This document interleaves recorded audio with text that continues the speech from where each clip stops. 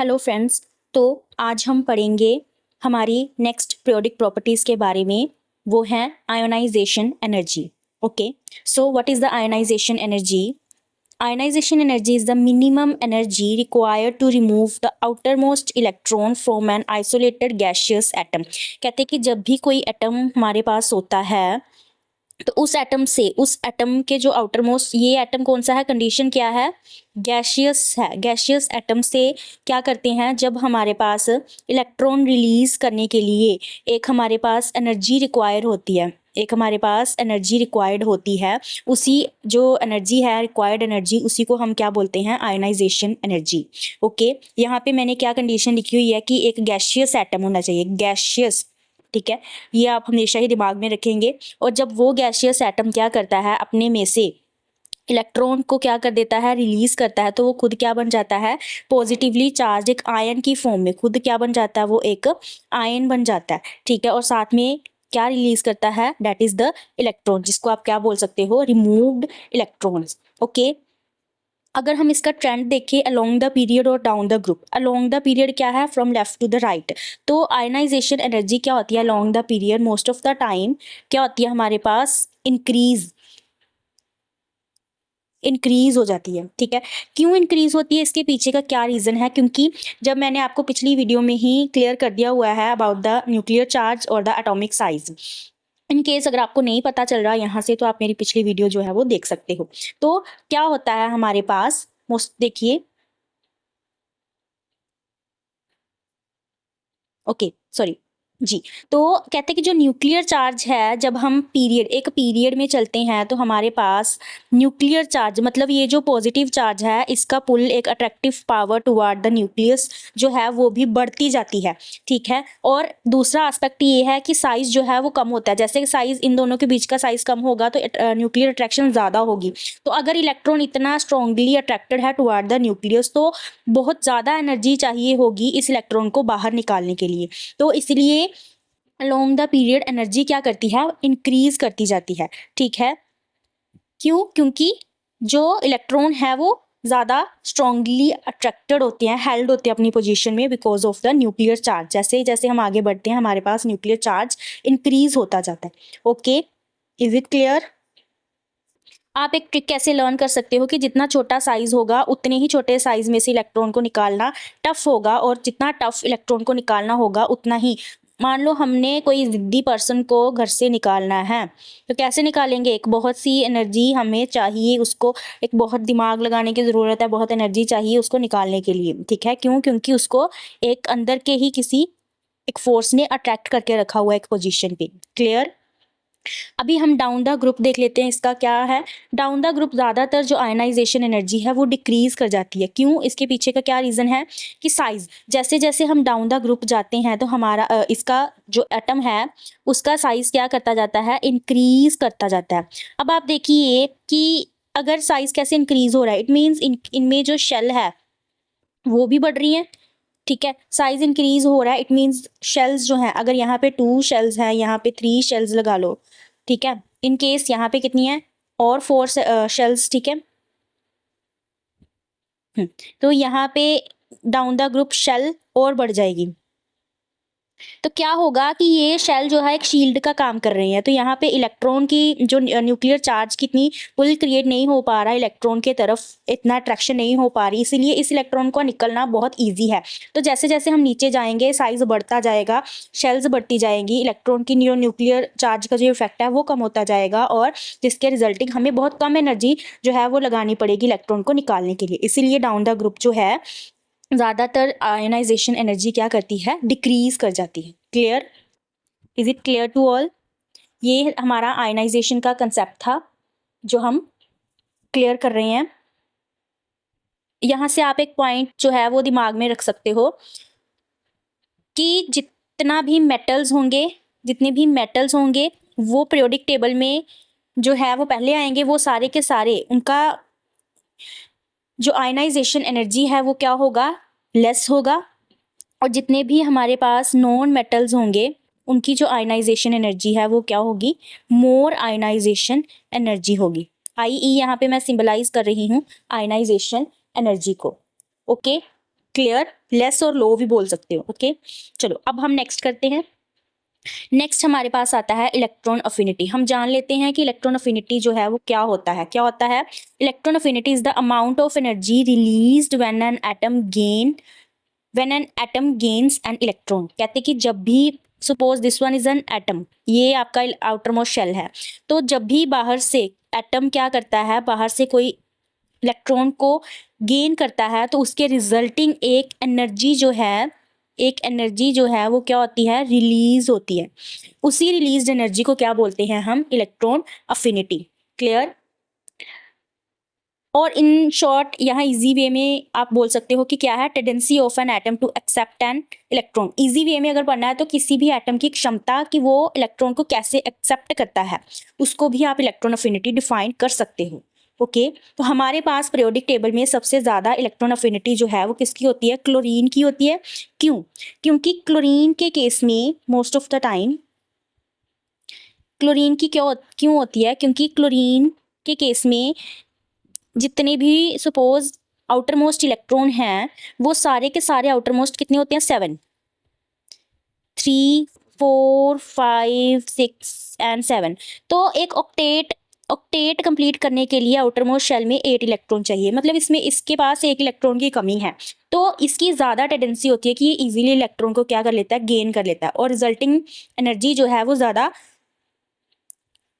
High होती है। ठीक है, ज़्यादा हाई एनर्जी जो है वो रिलीज होगी। ठीक है, in case of the chlorine. क्यों है ये तो आपको क्लियर है। अब हम पढ़ लेते हैं कि पीरियड, अलोंग द पीरियड इसका क्या कंसेप्ट है। लेफ्ट टू राइट जब हम जाते हैं तो जनरली जो इलेक्ट्रॉन अफिनिटी है वो क्या कर जाती है, increase. Y?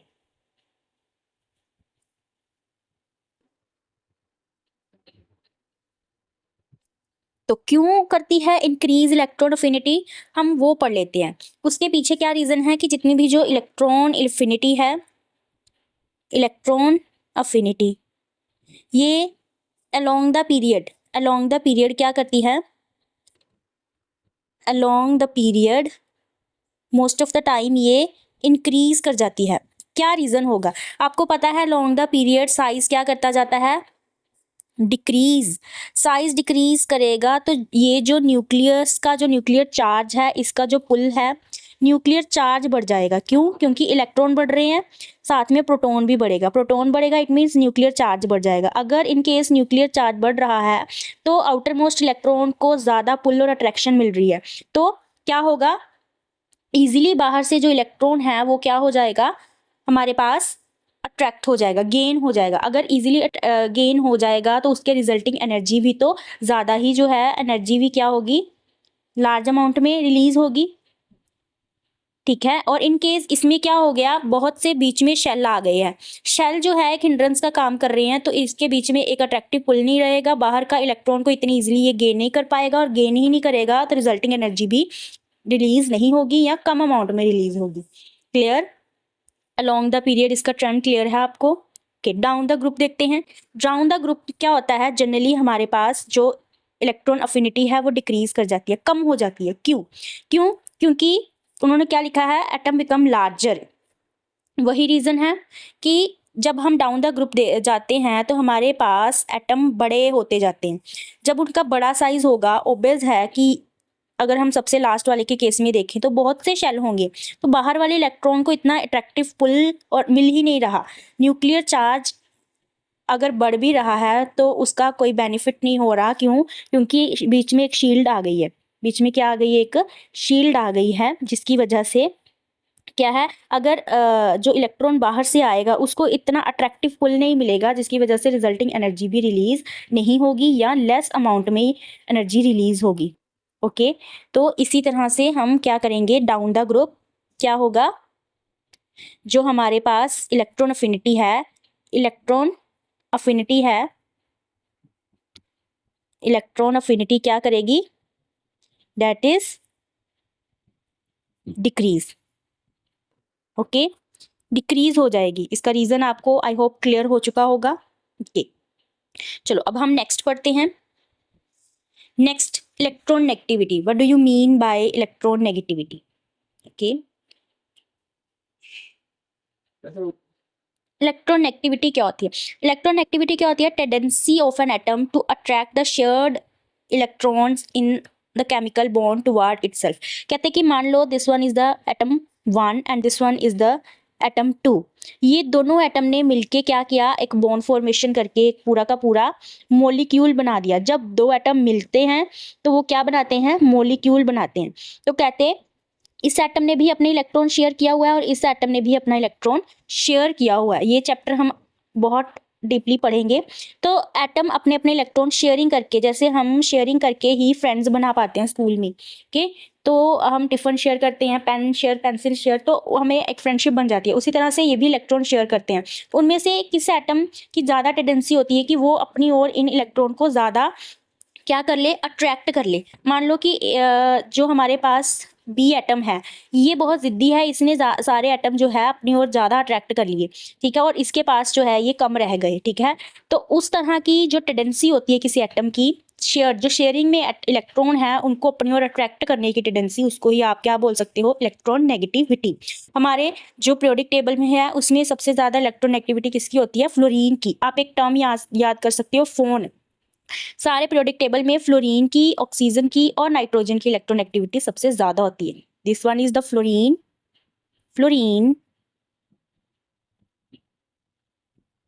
Oxygen and the nitrogen. Clear? Clear. अब हम इनका ट्रेंड्स देख लेते हैं कि जब इलेक्ट्रोनेगेटिविटी क्या करती है? इंक्रीज करती है। जब हम अलोंग द पीरियड जाते हैं तो इलेक्ट्रोनेगेटिविटी क्या करती है? इंक्रीज करती है। क्यों? क्योंकि इसका साइज छोटा हो जाता है, न्यूक्लियर चार्ज जो है वो ज़्यादा हो जाता है। यही एक मेन रीज़न है। चलो यहाँ पे देख लेते हैं क्यों इंक्रीज करती हैं। वही करते हैं। कहते हैं कि जब भी हम अलोंग द पीरियड जाते हैं तो हमारे पास जो साइज है वो डिक्रीज होता जाता है। साइज अगर डिक्रीज होगा तो छोटा सा एटम जो है उसके बाहर का जो इलेक्ट्रॉन होगा, ठीक है, और उसके आसपास भी जो भी इलेक्ट्रॉन हो गए शेयरिंग में, तो ये साइज इतना छोटा है, बीच में कोई शील्ड नहीं है, तो इस न्यूक्लियस का बहुत इफेक्ट होगा। ये इजीली क्या करेगा? इलेक्ट्रॉन को अट्रैक्ट, कोई भी इनकमिंग इलेक्ट्रॉन है उसको बहुत इजीली अपनी ओर अट्रैक्ट कर पाएगा। तो इजीली जो है इलेक्ट्रॉन क्या हो जाएगा? अट्रैक्ट हो जाएगा, ठीक है। तो इसीलिए जैसे जैसे हम लॉन्ग द पीरियड जाते हैं साइज छोटा हो जाता है। साइज छोटा होता है, साथ में एटॉमिक नंबर बढ़ रहा होता है। एटॉमिक नंबर बढ़ने से नंबर ऑफ प्रोटॉन बढ़ रहा है, न्यूक्लियर चार्ज ऑटोमेटिकली इंक्रीज होता है। एंड सी न्यूक्लियर चार्ज जो है वो इंक्रीज होगा और जिसकी वजह से ओवरऑल जो इलेक्ट्रॉन अफिनिटी है वो भी क्या करेगी? अलोंग द पीरियड इंक्रीज करेगी। क्लियर। अब हम डाउन द ग्रुप देखते हैं इलेक्ट्रोनेगेटिविटी। तो डाउन द ग्रुप क्या है इलेक्ट्रोनेगेटिविटी का कंसेप्ट? कि वो डिक्रीज कर जाती है। जैसे जैसे हम नीचे को जाएंगे साइज बड़ा होता जाएगा, साइज बड़ा होता जाएगा।